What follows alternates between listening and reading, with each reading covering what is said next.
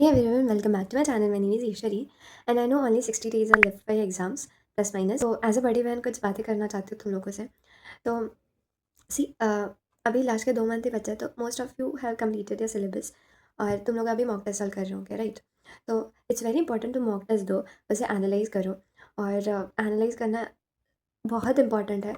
अगर कोई एनालाइज नहीं करता होगा तो please make sure that you analyse या paper, because that would help you fetch some more marks. For example, तुम लोगों ने बहुत सारे क्वेश्चंस किए, उसके बाद पता चला कि मोस्ट ऑफ द क्वेश्चंस तो सिली मिस्टेक्स कर रहे हो, तो that silly mistakes are obviously avoidable, तो that could fetch you marks, right?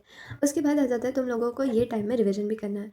तुम रिविजन, अब अगर बायोलॉजी की बात करूँ तो बायोलॉजी में N C R T is your Bible.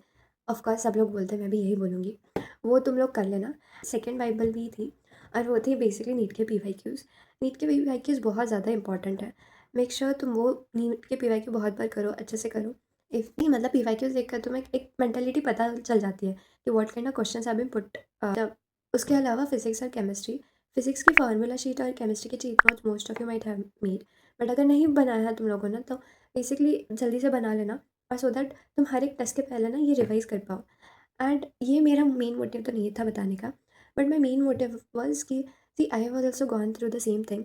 और मुझे पता है लास्ट के 2 मंथ कुछ अच्छा नहीं लगता, बिकॉज मॉक टेस्ट दे रहे होते हैं, कभी कम आते हैं कभी ज़्यादा आते हैं, सो यू फील बैड मैंने वो, या मतलब अच्छे मार्क्स नहीं आते हैं।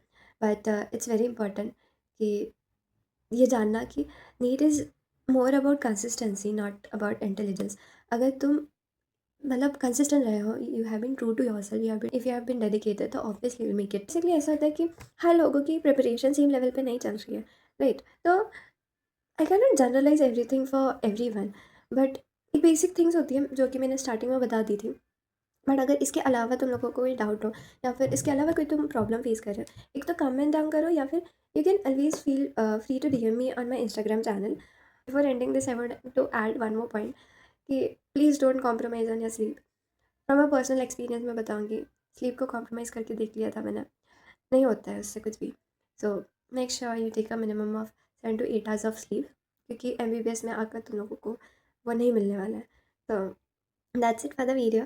If you like the video, please like and subscribe. Bye.